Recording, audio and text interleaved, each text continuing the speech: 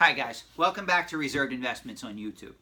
I want to do a quick video, which is kind of funny given most of my videos are 20 minutes on this channel, but I want to talk about a certain sale in the toy market that caught the auction world by storm.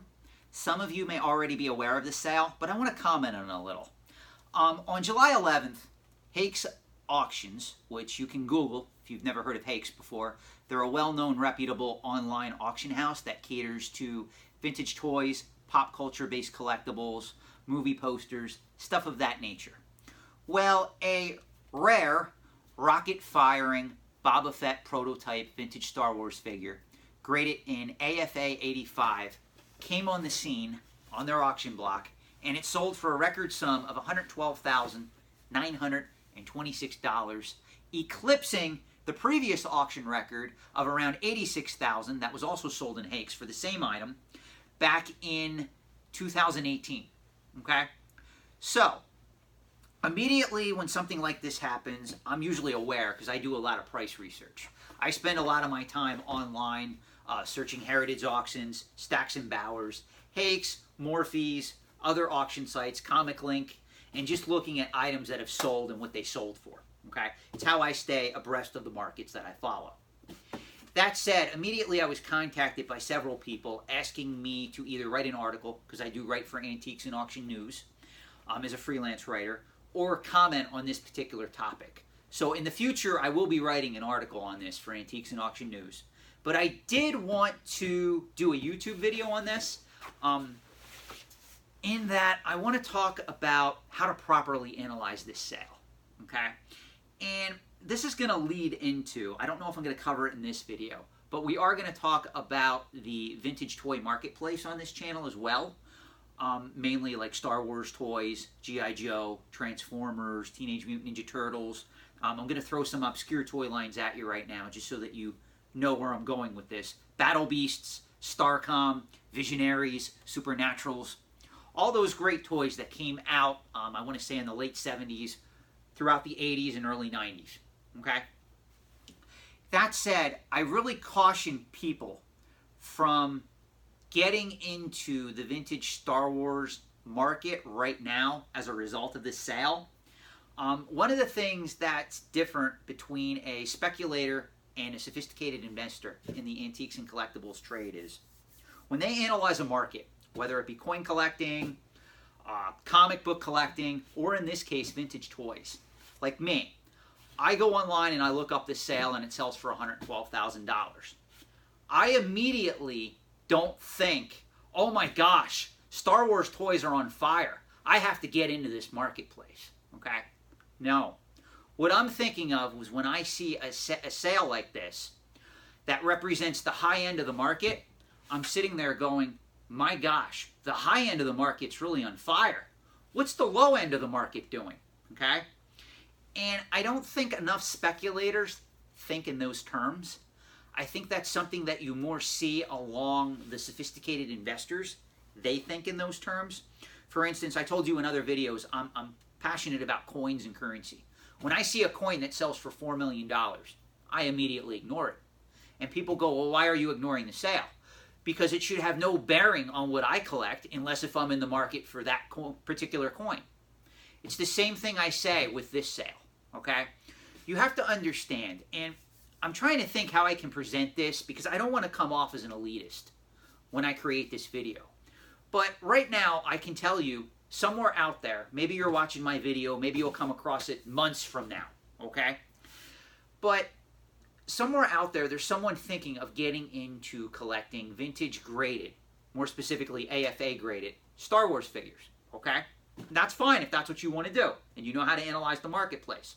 I have a caveat on that, and I'll say it in a little bit.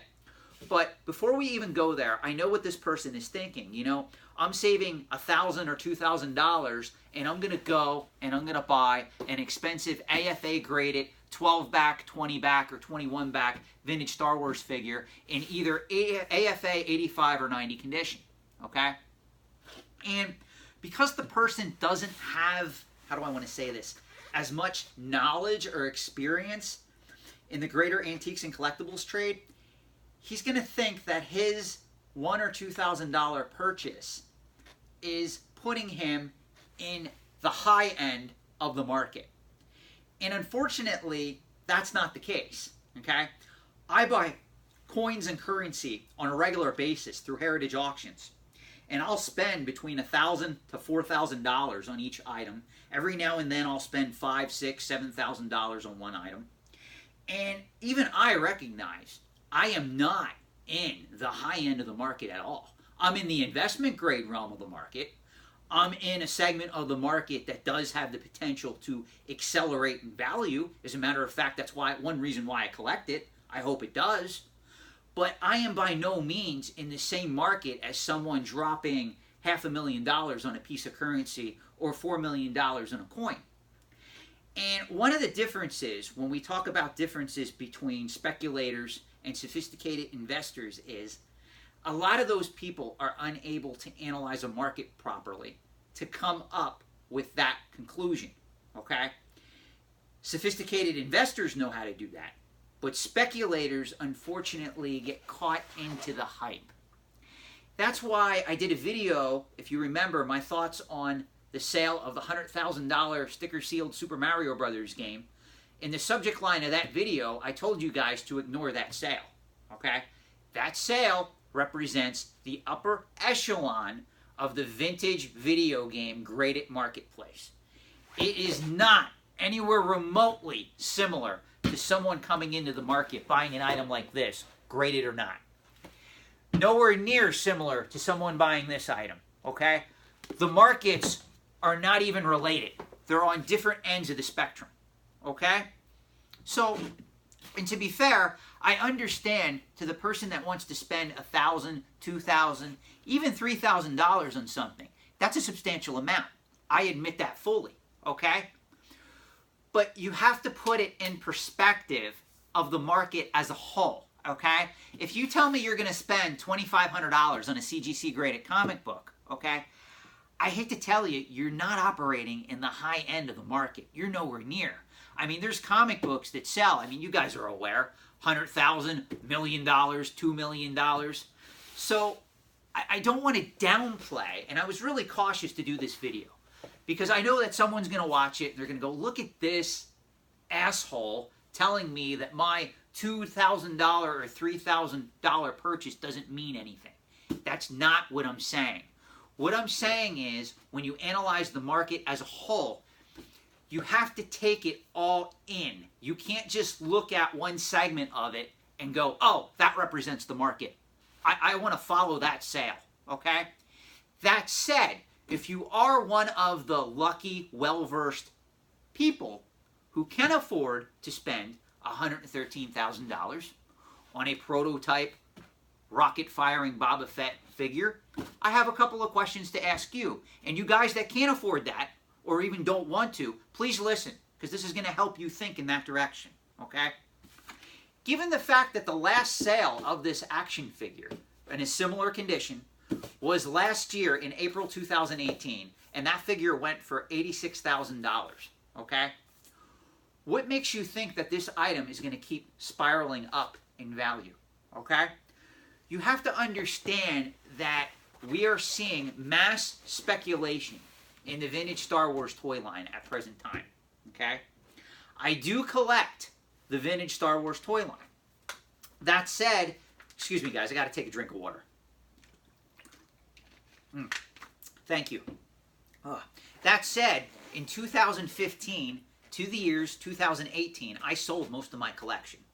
I do have some coveted rare prototype pieces sitting in a safety deposit box that I couldn't part with due more to passion and nostalgia, but most of the collection was sold when George Lucas released The Force Awakens, because in my opinion, the general market for vintage Star Wars toys and collectibles was at its peak then, okay? Now you're going to say, well, Sean, how can you say that when this figure continues to sell for record-breaking sums? Well, it's very easy. This isn't in the average marketplace for vintage Star Wars figures. Most people, again, I have to say this, are not buying antiques and collectibles valued at $2,000 or more, okay? That's usually the cutoff.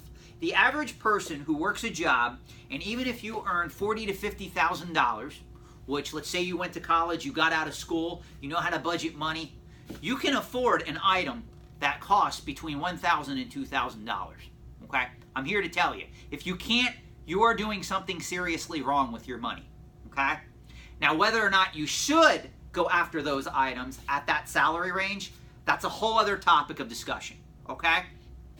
But the average person who gets out of college or high school, whatever, gets a job, could afford, if he or she so wanted to buy an item in the $1,000 to $2,000 range.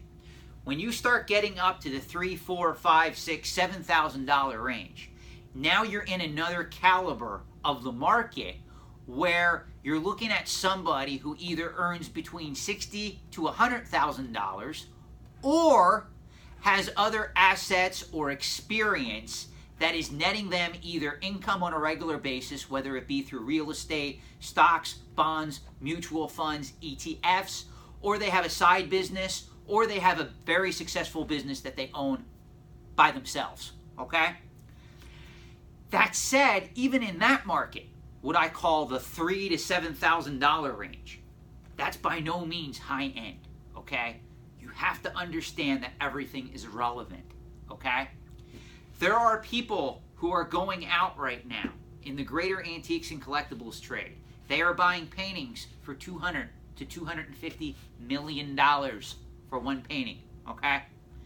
They're in the high end of the art market, but there's also people in the art market that are spending $3,000 for a piece that they just fell in love with. Or if you want to go here, they're buying a piece of original comic art from one of their favorite comic artists, and they're paying $2,000, $3,000, and they're hanging it on their wall, okay? That's the art market, but you can't judge the art market by looking at a sale of a painting like something that sells for $250 million, okay? Like if you want to look at like an original Scream that sold for a significant amount, certain pieces along those lines from what they call the great masters, okay, of artists. It doesn't reflect the lower end, okay? Nobody is looking at an auction sale, a record-breaking auction sale for a painting like the Scream that sells for $200, $300 million and going, gee, honey, let's go and get a $3,000 piece of art. The art market seems to be doing well. So why do people who enter the collectibles trade try to justify the high-end pieces that are selling in order to do the same thing?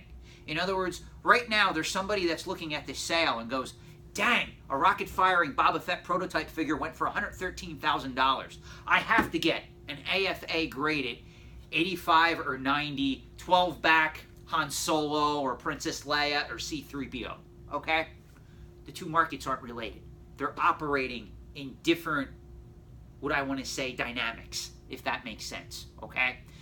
There is a crossover of players in the market. For instance, as I've said earlier in this video, the person that has this $113,000 rocket-firing prototype figure probably does own a lot of the graded 12-backs in AFA 85, 90, 95 condition, okay? But that doesn't mean the markets have a direct correlated relationship, okay? You have to understand that. If you get one thing out of this video, please know that, because it is a topic that I try to weave in most of the videos I make. I even alluded to this in the CGC graded comic book video that I did. I even alluded to it a little bit in some of the other videos I did, mainly the $100,000 Super Mario Brothers sticker sealed commentary I did on that sale, okay? So it's very important to understand that, okay? I'm going to leave this video here. I'm actually going to end it here, and then in a follow-up video, I'm going to talk more on my thoughts on the vintage, not only just the toy market as a whole, but I also want to start and do at least one more video on the vintage Star Wars toy market, because I basically spent a lot of time in this video just talking about this sale and how to analyze it properly, if that makes sense, okay? So I hope you did get something out of this, and I thank you, and I hope you have a great night. Till next time.